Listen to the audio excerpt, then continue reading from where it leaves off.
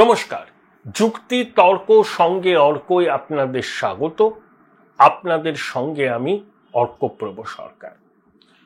সুদখোর ইউনূসের জঙ্গি সরকারকে সবক শেখালো ভারত সরকার।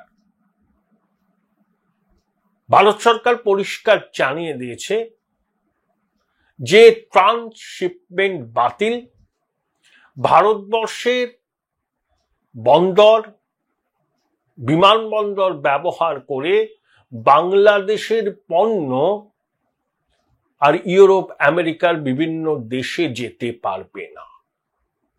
2020 সালের জুন মাস থেকে এই সুবিধা বাংলাদেশ পাচ্ছিল, অর্থাৎ বাংলাদেশের যে সমস্ত পণ্যকে এক্সপোর্ট করা হয় ইউরোপে আমেরিকায়, সেই পণ্য সরাসরি সড়কপথ দিয়ে চলে আসতো ভারতের বিমানবন্দর এবং জলবন্দরে, সেখান থেকে সেগুলো এক্সপোর্ট হতো, বিশেষ করে আসতো দিল্লির ইন্দিরা গান্ধী ইন্টারন্যাশনাল এয়ারপোর্ট।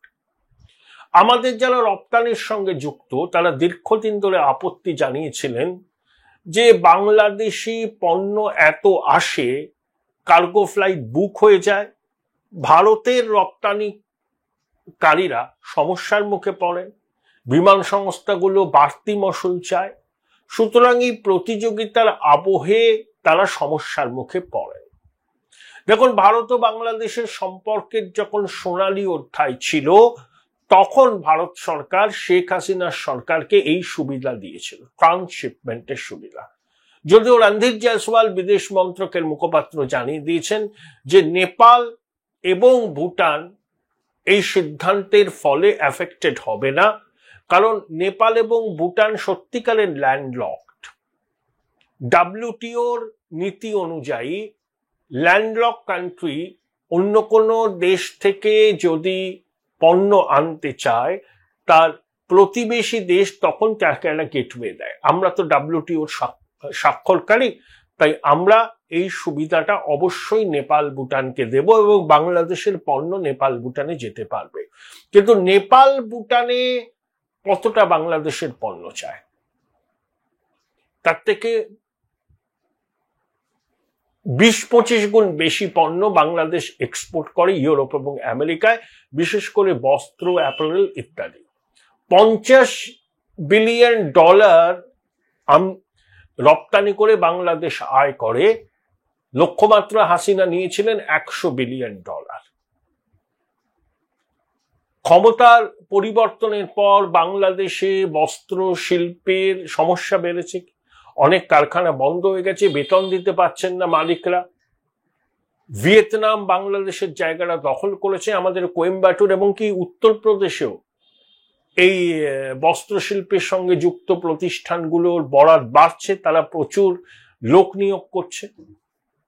বাংলাদেশের রাজনৈতিক অস্থিরতা, জঙ্গিবাদের উত্থান, লাগাতার ভারত বিদ্বেষ পুরো পরিস্থিতিটাকে এমন ভিশিয়েট করেছে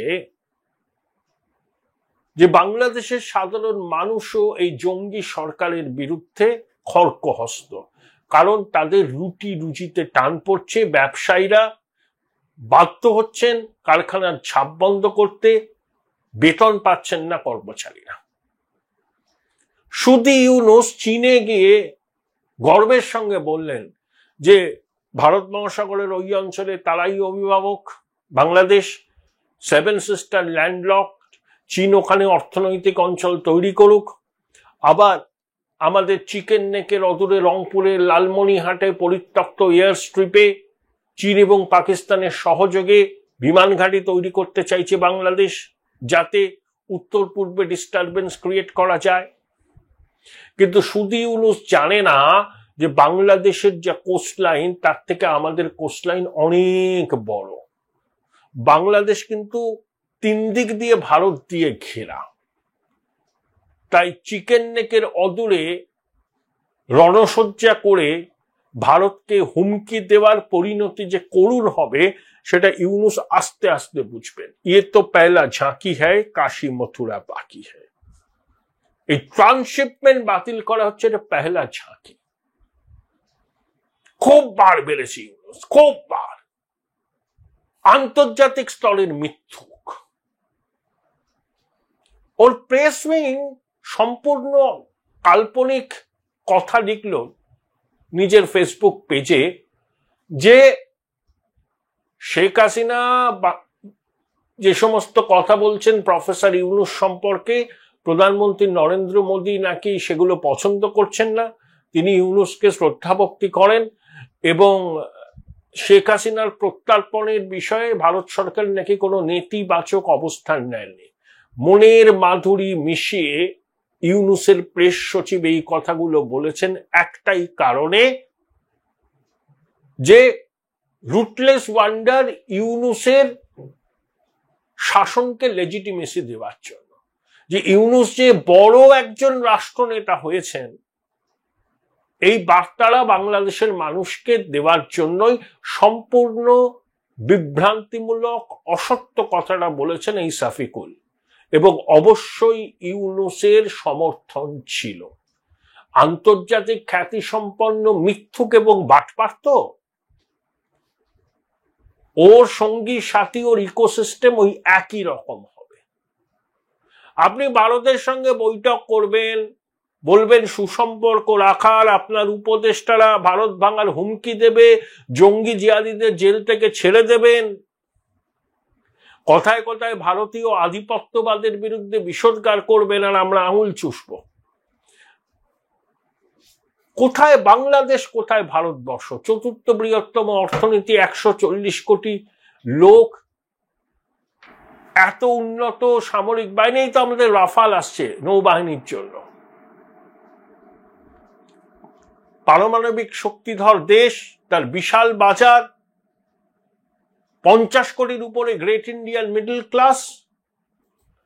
আর বাংলাদেশের মানুষ জেনে রাখুন, আপনাদের দেশে মুসলমান ধর্মাবলম্বী যত মানুষ বাস করেন তার থেকে বেশি সংখ্যায় মুসলমান ধর্মাবলম্বী মানুষ ভারতে বাস করে।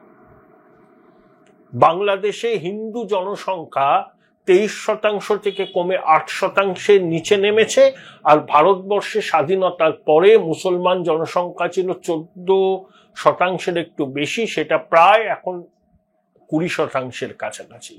কারা ধর্মীয় সংখ্যালঘুদের জীবন সম্পত্তির নিরাপত্তা দেয়, এটাই হলো তার সব থেকে বড় প্রমাণ। ভারতের দিকে আঙুল তুলে কথা বলছেন, হ্যাঁ, স্পর্ধা কি? সকালবেলা ঘুম থেকে উঠে যে টুথপেস্টটা ব্যবহার করেন না, সেটাও ভারত থেকে আসে। ইউনূসের এই ভারত বিরোধিতার মধ্যেও ভারত বাংলাদেশ বাণিজ্য 17% বেড়েছে। 25,000 মেট্রিক টন চাল পাঠিয়েছি আমরা, আগামী দিনে আরো পাঠাবো। বাংলাদেশের সাধারণ মানুষের সঙ্গে আমাদের কোনো বিরোধ নেই, আমরা সম্পর্কের সোনালী অধ্যায় চাই। কিন্তু ইউনূসের জঙ্গি সরকার, তারা বাংলাদেশের সাধারণ মানুষের স্বার্থকে সুরক্ষিত রাখছে না, তারা জঙ্গি জিহাদিদের মতাদর্শকে বাংলাদেশে প্রতিষ্ঠা করার জন্য প্রাণপাত করছে। নইলে ইসরায়েলের গাজা ভূখণ্ডে আগ্রাসনের প্রতিবাদে যারা মিছিল করলেন, যারা বিক্ষোভ দেখালেন, তারা ভ্যান্ডালিজম করলেন, কেএফসি, ডমিনোস আউটলেট ভাঙচুর করলেন, বাটার দোকান গুড়িয়ে দিলেন। তৌহিদি জনতা, সঙ্গে দেখা গেছে আইসিসের ফ্ল্যাগ। এটাই হচ্ছে বাংলাদেশের বাস্তব ছবি যখন শিল্প সম্মেলন করছে অন্তর্বর্তী সরকার। Join Indian Institute of Hotel Management now. Right choice, right decision. এই হচ্ছে চেহারা। এই প্রেক্ষিতেই ভারত সরকার কিন্তু ইউনূসকে শিক্ষা দেওয়ার জন্য এই সিদ্ধান্তটা নিয়েছে, কারণ বড্ড বার বেড়েছে। বলছে নিজেরাই ভারত মহাসাগরের ওই অঞ্চলের মালিক, চীনকে বলছে এসো এখানে অর্থনৈতিক অঞ্চল করো। তিস্তা মহাপ্রকল্পের বরাত চীনকে দেওয়ার জন্য উঠে পড়ে লেগেছে। আবার এর মধ্যে ইশাকদার আসছে এবং ইউনূস তাকে কোলে নিয়ে নাচবে। বাংলাদেশ এয়ারফোর্সের লোকজন পাকিস্তানে চলে গেছে, লালমনিরহাটে পরিত্যক্ত এয়ার স্ট্রিপকে নতুন ভাবে সাজিয়ে তুলবে। চমকাবার চেষ্টা করছে ভারতকে ইউনূস, মাথা ভেঙে দিতে হবে। বললাম না, ইয়ে তো পেলা ঝাঁকি হ্যায়, কাশি মতোরা বাকি হ্যায়। কোর্স কালেকশন করার বান্দা ইউনুস নয়।